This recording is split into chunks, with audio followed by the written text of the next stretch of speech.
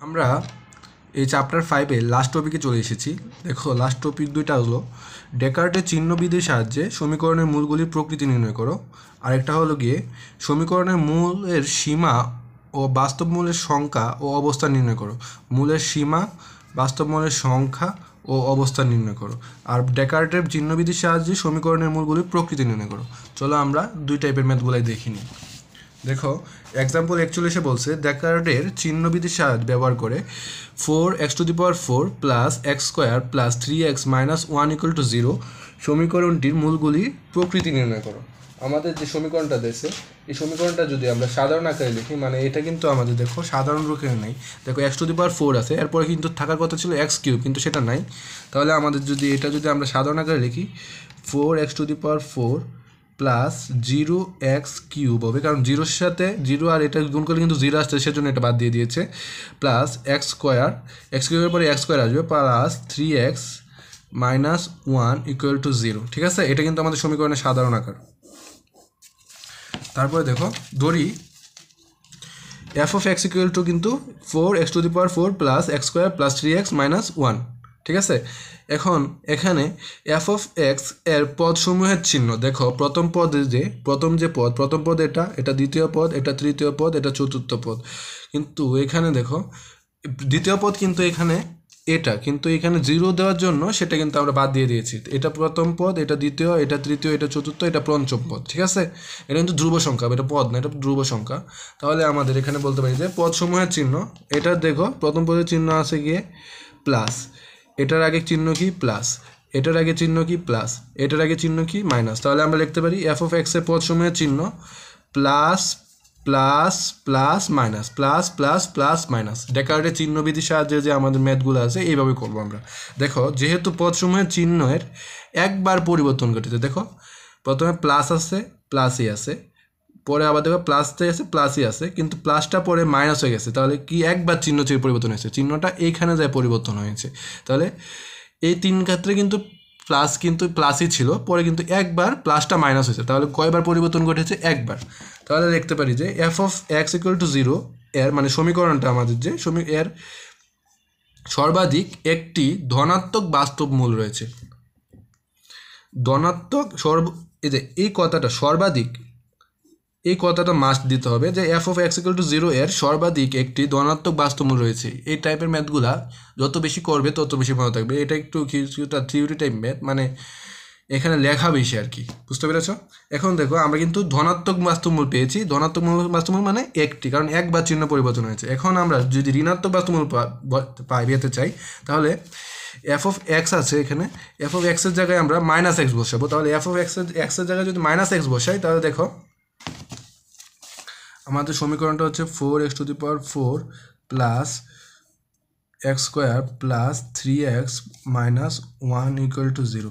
এখন যদি আমরা, এটা হচ্ছে গিয়ে f(x), এখন যদি f(x) এর জায়গায় যদি -x বসাই, তাহলে দেখো কি আসতেছে 4 × -x⁴ plus -x² plus 3 × -x minus 1 = 0। এখন দেখো, কোনো কিছুর উপরে যদি পাওয়ার যদি জোড় সংখ্যা থাকে তাহলে কিন্তু সেটা প্লাসই হয়। তাহলে দেখো x⁴ থাকবে প্লাস, দেখো x-এর উপরে স্কোয়ার, -x-এর উপরে স্কোয়ার আছে, তাহলে এটা কিন্তু প্লাস হয়ে যাবে। তাহলে কিন্তু এটা x² আসতেছে। এখানে দেখো প্লাসে মাইনাসে -3x মাইনাস 1 = 0। এইখানে দেখো পদসমূহের চিহ্নগুলো দেখো, এই যে এই পদের চিহ্ন কিন্তু প্লাস, এখানে যে প্লাস আছে, এই পদের চিহ্ন হচ্ছে প্লাস, এই পদের চিহ্ন হচ্ছে মাইনাস, এই পদের চিহ্ন হচ্ছে মাইনাস। তাহলে কি প্লাস প্লাস মাইনাস মাইনাস। তাহলে দেখো এখানে দেখেছি আমরা f(x) এর পদসমূহের চিহ্ন হচ্ছে plus plus minus minus minus. তাহলে এখানে চিহ্ন কয়বার পরিবর্তন হয়েছে আমরা দেখি। প্রথমে প্লাস আছে, প্লাসটা প্লাসে আছে, এখানে কোনো চিহ্ন পরিবর্তন হয় নাই। প্লাসটা মাইনাস হয়েছে, তাহলে একবার চেঞ্জ হয়েছে। মাইনাসটা মাইনাস হয়েছে, তাহলে এখানে চিহ্নের কোনো পরিবর্তনই হয়নি। ঠিক আছে, তাহলে কয়বার চিহ্ন পরিবর্তন হয়েছে? কিন্তু একবার চিহ্নের পরিবর্তন হয়েছে। এই যে প্লাসটা মাইনাস হয়েছে, কিন্তু মাইনাসটা মাইনাসই রয়েছে, তাহলে কিন্তু চিহ্নের কোনো পরিবর্তন হয় না। বুঝতে পেরেছ? তাহলে আমরা লিখতে পারি যে এখানে একবার চিহ্নের পরিবর্তন ঘটেছে। সুতরাং f(x) = 0 এর যে সর্বাধিক কথা লিখতে হবে, এটা কিন্তু মাস্ট। সর্বাধিক একটি ঋণাত্মক বাস্তব মূল রয়েছে, কারণ আমরা মাইনাস এক্সের মান বসিয়েছিলাম, আর এখানে কিন্তু আমরা প্লাস এক্স মান বসিয়েছি, সেই জন্য আমরা এখানে লিখব ধনাত্মক বাস্তব মূল রয়েছে, আর এখানে লিখব ঋণাত্মক বাস্তব মূল রয়েছে। এখন দেখো আমাদের যে সমীকরণটা আছে সেটা কিন্তু 4 ঘাতের বহুপদী সমীকরণ। দেখো x⁴ আছে, দেখো আমরা লিখেছি সমীকরণের ঘাত হচ্ছে 4, তাহলে আমরা বলতে পারি যে কোনো সমীকরণের ঘাত জয়টা থাকে তার কিন্তু ততগুলা মূল থাকে। তাহলে এখানে দেখো ইহার মূল হলো 4টি, 4 ঘাতের সমীকরণ, সেজন্য আমাদের মূল হচ্ছে 4টি। কিন্তু সমীকরণে আমরা দেখো একটা ধনাত্মক বাস্তবমূল পেয়েছি, একটা ধনাত্মক বাস্তবমূল পেয়েছি, একটা ঋণাত্মক বাস্তবমূল পেয়েছি। তাহলে আমরা মাত্র মোট কয়টা মূল পেয়েছি? 2টা মূল পেয়েছি। আর আরও কিন্তু 2টা মূল রয়েছে, 4 থেকে 2 বিয়োগ দিলে কিন্তু 2 থাকে। দেখো 4 - 1 + 1, তাহলে 2টি মূল রয়েছে। এই 2টা মূল কী হবে? আমাদের কাল্পনিক মূল হবে। 2টা যদি বাস্তব মূল পেয়ে থাকি আর 2টা মূল যেগুলো রয়েছে সেগুলো কাল্পনিক মূল হবে। তাই সমীকরণে বাস্তব মূল সর্বোচ্চ 2টি, বাস্তব মূল সর্বোচ্চ একটা হচ্ছে ধনাত্মক বাস্তব মূল, একটা ঋণাত্মক বাস্তব মূল, আর এবং কাল্পনিক মূল কমপক্ষে 2টি রয়েছে। কাল্পনিক মূল কমপক্ষে 2টি রয়েছে। এখানে কাল্পনিক মূলের ক্ষেত্রে আমাদের কমপক্ষে লিখতে হবে, আর যে বাস্তব মূলের ক্ষেত্রে সর্বোচ্চ লিখতে হবে। এই কথাগুলো মাস্ট লিখতেই হবে, বুঝতে পেরেছ? এখন দেখো এক্সাম্পল 45 কি বলছে? x⁶ - 2x² + 3x - 4 = 0 সমীকরণটির মূলের সীমা নির্ণয় করো, বাস্তব মূলের সংখ্যা ও অবস্থা নির্ণয় করো। ঠিক আছে, দেখো f(x) যে সমীকরণটা সমতুল f(x) সমতুল x⁶ - 2x² + 3x - 4 = 0 এর মূলদীয় সেট বিন্যাস থাকলে ইহা যে এই সেট যে সেকেন্ড ব্রেকের +-1, +-2, +-4 সেটের সদস্য হবে। এই মানগুলো আমরা কোথা থেকে পেয়েছি? এই মানগুলো হচ্ছে গিয়ে তোমাদের নোট করে দিই। এই মানটা হচ্ছে গিয়ে ধ্রুবক পদ যে সকল সংখ্যা দ্বারা বিভাজ্য তার সেট। বুঝতে পেরেছ? এখানে ধ্রুবপদ কোনটা? ধ্রুবপদ হচ্ছে 4 কিন্তু 1 +-1 দ্বারা বিভাজ্য, -4 কিন্তু এই 4 কিন্তু +-1 দ্বারা বিভাজ্য, +-2 দ্বারা বিভাজ্য, কারণ 2 দিয়ে কিন্তু 4কে ভাগ করা যায়, আবার 4 দ্বারাও বিভাজ্য। তাহলে আমরা বুঝতে পারছি যে ধ্রুবপদ যেটা রয়েছে সেটা যে সকল সংখ্যা দ্বারা বিভাজ্য হবে সেটাই মান হবে কি আমাদের, সেটাই হবে আমাদের এই সেটটা। এটা কিন্তু আমাদের লিখতে হবে, এই লাইনটা লিখতে হবে। তাহলে আমরা যদি এখানে দেখো মূলের সীমা, আমরা একটা সীমা কিন্তু আমরা জানি যে একটা থাকে ঊর্ধ্ব সীমা, একটা নিম্ন সীমা। তাহলে আমরা এখন 2টা সীমা বের করতে হবে, একটা ঊর্ধ্ব সীমা বের করবো, তারপর নিম্ন সীমা বের করবো। এখন দেখো আমার যে সমীকরণটা আছে সেটাকে যদি আমরা সাধারণ আকারে লিখি x⁶ + 0 x⁶ এর পরে কি আসবে? x⁵ + 0 x⁴ + 0 x³ + -2x² + 3x - 4 = 0। এটা কীভাবে লিখলাম কিন্তু তোমরা আগেই বুঝতে পেরেছো। এখন দেখো প্রতিটা পদের সহগ দেখো, x⁶ এর সহগ হচ্ছে 1, x⁵ এর সহগ হচ্ছে 0, 0, 0, -2, 3, আর এটা হচ্ছে -4 হচ্ছে ধ্রুব সংখ্যা। তাহলে আমাদের কিন্তু এটা এসেছে। এখন আমরা সিনথেটিক ভাগের মতো এই কাজটা করব। দেখো আমরা সহগগুলো লিখেছি 1, 0, 0, 1, 0, 0, 0, 0, 0, 0, -2, 3 আর হচ্ছে -4। ঠিক আছে, এখন দেখো আমরা এখানে কি করব তোমাদের নোট করে দিই।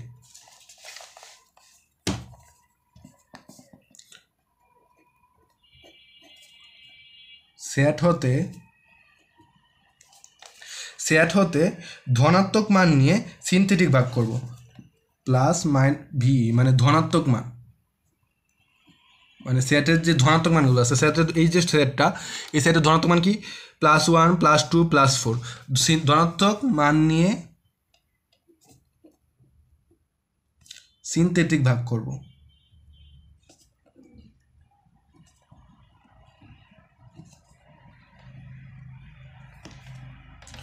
যখন ভাগ করার পরে যখন যোগফল, মানে এই যে যোগফল আমরা ভাগ করি পরে যোগফলটা করি, যে যোগফল যদি যখন অঋণাত্মক সংখ্যার সমাবেশ হবে, অর্থাৎ মানে যখন যোগফলটা সবগুলা পজিটিভ হবে তখন আমরা এটাকে বলবো ঊর্ধ্বসীমা। যতক্ষণ পর্যন্ত পজিটিভ না আসবে ততক্ষণ পর্যন্ত আমরা ঊর্ধ্বসীমা বলতে পারবো না। যখন যোগফল ও ঋণাত্মক সংখ্যার সমাবেশ হবে অর্থাৎ অল পজিটিভ, তখন ঊর্ধ্বসীমা। তখন সেই সংখ্যাটা মানে সেট হতে তখন সেই সংখ্যা তখন ঊর্ধ্বসীমা পাবো। বুঝতে পেরেছো কি বলছি? আমাদের সেট হতে প্লাস বি ধনাত্মক মান নিব, মানে এখানে প্রথমে আমরা +1 দিয়ে দেখবো, +2 দিয়ে দেবো, +4 দিয়ে দেখবো। যখন আমরা যে যোগফলটা ধনাত্মক সংখ্যা পাবো তখন আমরা বলবো যে ঊর্ধ্বসীমা। দেখো আমরা এই যে এইটা লিখলাম, এখন যদি আমরা +1 দিয়ে দেখি তাহলে 1 দিয়ে বসাই, এখানে যদি 1 দিয়ে দেখি তাহলে এই 1টা নিচে চলে আসবে। তাহলে এই 1টা নিচে চলে আসলে এই 1 দিয়ে এই 1 রে গুণ করলে একে একে 1 এখানে বসবো, এই দুইটা যোগ করবো। এই টুটার যোগফলে যদি এখানে বসাই তাহলে এই 1 দিয়ে যদি আবার এটাকে গুণ করি, এই 1 দিয়ে আবার এটাকে গুণ করব, তাহলে দেখো একে একে 1 এই যে এখানে বসাবো, এই দুইটা আবার যোগ করব, এই দুইটা যোগ করলে এখানে 1 আসতেছে, তাহলে এই 1 দিয়ে আবার এটাকে গুণ করব, তাহলে একে একে 1 এটাকে এখানে আসতেছে, এই দুইটাকে যোগ করব, যোগ করলে কিন্তু 1 আসে আবার, তাহলে এই 1 দিয়ে আবার এটাকে গুণ করব একে একে 1, তাহলে দেখো -2 থেকে আর -2 আর 1 যোগ করলে -1 আসতেছে, তাহলে 1 দিয়ে -1 দিয়ে এটাকে গুণ করলে আসতেছে -1, তাহলে -1 আর 3 যদি যোগ করি তাহলে আসতেছে 2 দিয়ে যদি 1কে গুণ করি তাহলে আসতেছে 2 একে 2, তাহলে -4 আর 2 যদি যোগ করি তাহলে -2 আসছে। দেখো এখানে যে আমাদের যোগফলটা মানে এটা হচ্ছে যোগফল, বলেছিলাম যখন যোগফল অঋণাত্মক সংখ্যার সমাবেশ হবে। যোগফলে দেখো এখানে প্লাস, এখানে প্লাস, এখানে এটা প্লাস, এটা প্লাস, কিন্তু এটা মাইনাস, এটা প্লাস, এটা মাইনাস, সবগুলা যখন পজিটিভ আসবে তখন আমরা বলতে পারবো যে ঊর্ধ্বসীমা পেয়েছি। কিন্তু এখানে দেখো দুইটা মাইনাস মান এসেছে, তাহলে আমরা বলবো এখানে কিন্তু ঊর্ধ্বসীমা পাই নাই। তাহলে 1 দ্বারা এই যে 1 এর মানটার মাধ্যমে কিন্তু আমরা ঊর্ধ্বসীমা পাচ্ছি না। তাহলে আমরা পরবর্তীতে সংখ্যা দেখবো, আমার পরবর্তীতে সংখ্যা হচ্ছে +2। তাহলে +2 দিয়ে যদি আবার যদি করি, দেখো এই একই শখগুলাই আবার লিখে এই যে 1টা নিচে চলে আসলে, এখন 1 দিয়ে যদি 2কে গুণ করি তাহলে এখানে 2 আসতেছে, দুইটা যোগ করি তাহলে আসতেছে এখানে 2, তাহলে এই 2 দিয়ে যদি গুণ করি 2 2 4, এখানে 4 হবে, এই দুইটা যোগ করলে কিন্তু এখানে 4 বসতেছে, 4 দিয়ে 2কে গুণ করলে হচ্ছে 8, তাহলে এখানে এই দুইটা যোগ করলে হচ্ছে 8ই আসতেছে, 8 দিয়ে যদি 2কে গুণ করি তাহলে 16 আসতেছে, 16 - 2 সমান হচ্ছে, এই যদি যোগ করে দিই তাহলে আসতেছে 14, 14 দিয়ে যদি 2কে গুণ করি তাহলে আসবে 28, এটা 28 এখানে লিখবো, 28 আর 3 যোগ করলে আসতেছে 31, 31 দিয়ে আবার এই 2কে গুণ করব, তাহলে আসতেছে 31 দুগুণে 62, 62 যোগ 62 যোগ -4, তাহলে এই দুইটাকে যোগ করে দিই তাহলে আসতেছে 58। এখানে দেখো আমাদের প্রত্যেকটা সংখ্যায় কিন্তু পজিটিভ আসতেছে, মানে যোগফল অঋণাত্মক সংখ্যা সমাবেশ অর্থাৎ অল পজিটিভ সংখ্যা পেয়েছি। তাহলে আমরা বলবো যে এই 2 হচ্ছে গিয়ে আমাদের ঊর্ধ্বসীমা। ঠিক আছে, দেখো f(x)কে x - 2 দ্বারা সিনথেটিক ভাগ করলে যোগফল সারিতে অঋণাত্মক সংখ্যার সমাবেশ ঘটেছে, তাহলে ঊর্ধ্বসীমা হচ্ছে আমাদের কত? 2। আমরা কিন্তু ঊর্ধ্বসীমা পেয়ে গেছি। বুঝতে পেরেছো তোমাদের কি বলেছি? সেট হতে ধনাত্মক মান নিয়ে সিনথেটিক ভাগ করব। যখন যোগফল অঋণাত্মক সংখ্যার সমাবেশ হবে মানে অল পজিটিভ হবে তখন আমরা ঊর্ধ্বসীমা বলবো। কিন্তু ঊর্ধ্বসীমা কোনটাকে বলবো? এই যে 2কে বলবো আমরা ঊর্ধ্বসীমা। বুঝতে পেরেছো? যেটা দিয়ে আমরা ভাগটা করব সেটাকে বলবো ঊর্ধ্বসীমা। এখন আমরা নিম্নসীমা বের করি। দেখো একইভাবে নিম্নসীমার ক্ষেত্রে আমরা কি নিব? মাইনাসের মানগুলো নিব। তাহলে -1 -2 -4। আর এই যে সেটটা পেয়েছি কিভাবে? এই যে ধ্রুবপদটা যে সকল সংখ্যা দ্বারা বিভাজ্য সেই সকল সংখ্যার সেট। বুঝতে পেরেছ? তাহলে দেখো এটাকে আমি যদি নোট করে দিই, নোট সেট হতে মাইনাস মান নিয়ে সিনথেটিক ভাগ করব।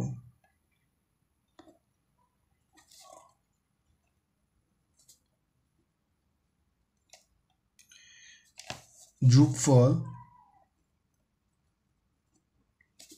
একটা পজিটিভ একটা প্লাস হলে পরেরটা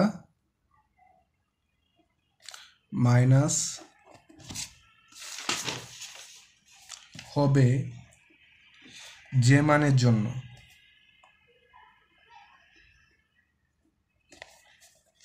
তাই নিম্ন সীমা। যদি প্রথমটা যদি প্লাস হয় পরের মানটা হবে যোগফলের মানটা প্রথম যদি প্লাস হয় পরেরটা হবে মাইনাস, পরেরটা প্লাস, পরেরটা মাইনাস, পরেরটা প্লাস, পরেরটা মাইনাস, এভাবে ক্রমান্বয়ে চলবে। তাহলে সেটা আমরা পাবো নিম্ন সীমা। সেই মানটাকে বলবো আমরা নিম্ন সীমা। দেখো নিম্ন সীমার জন্য আমরা দেখি -1 দিয়ে প্রথমে করবো, সিনথেটিক ভাগ করবো, আবার -2 দিয়ে করবো। -1 দিয়ে করে যদি 1টা নিচে চলে আসবে। এই ভাগটা কিন্তু তোমরা কিন্তু অসংখ্যবার আমরা করেছি, সেজন্য তোমাদের কাছে এটা আর করে দিলাম না। এটা দেখো, এটা তাহলে 1 দিয়ে যদি -1কে গুণ করি -1, এই দুইটা যোগ করলে কিন্তু -1 আসতেছে। -1 দিয়ে -1 গুণ করলে 1 আসতেছে, এই দুটো যোগ করলে 1 আসে, এই যে এখানে লিখলাম। 1 দিয়ে যদি -1কে গুণ করি তাহলে -1 আসতেছে, এই দুইটা যোগ করলে কিন্তু -1 আসে। আবার -1 দিয়ে -1কে গুণ করলে 1 আসে, এই দুইটা যোগ করলে -2 আর 1 যোগ করলে -1 আসে। -1 দিয়ে যদি আমরা আবার -1কে গুণ করি 1 আসে, তো 3 আর 1 যোগ করলে কিন্তু 4 আসে। 4 দিয়ে -4 1কে গুণ করলে আসে -4, এই দুইটা যোগ করলে আসে -8। আমরা বলেছিলাম একটা পজিটিভ একটা নেগেটিভ, একটা পজিটিভ একটা নেগেটিভ এভাবে আসবে। দেখো প্রথমটা পজিটিভ পরেরটা নেগেটিভ, পরেরটা পজিটিভ পরেরটা নেগেটিভ, কিন্তু পরেরটা পজিটিভ হওয়ার কথা কিন্তু সেখানে আসছে নেগেটিভ। তাহলে এটা কিন্তু আমাদের নিম্নসীমা হবে না, তাহলে -1 কিন্তু নিম্নসীমা হচ্ছে না। তাহলে আমাদের কিন্তু এখন পরবর্তীটা দিয়ে দেখতে হবে। পরবর্তীটা আছে -2 দিয়ে যদি আবার সিনথেটিক ভাগ করি এই 1টা নিচে চলে আসবে। 1 দিয়ে যদি -2 গুণ করি -2, এখানে দুইটা যোগ করলে আসতে আসতে -2, এই -2 দিয়ে যদি আবার -2কে গুণ করি তাহলে -4, এই দুইটা যোগ করলে -4 নিচে চলে আসে। -4 দিয়ে যদি -2কে গুণ করি -8, তাহলে এই দুইটা যোগ করলে -8 আসতেছে। তারপরে -8 দিয়ে যদি আমরা আবার -2কে গুণ করি তাহলে আসতেছে 16, আর যদি -2 যোগ করে দিই তাহলে আসতেছে 14 দিয়ে যদি -2কে গুণ করি 14 দুগুণে 28, -28, তাহলে 3 আর -28 যোগ করলে আসতেছে -25, -25 দিয়ে যদি -2কে গুণ করি তাহলে আসতেছে 50, এর দুইটা যোগ করলে আসতেছে 46। এখন দেখো প্রথমটা প্লাস পরেরটা মাইনাস,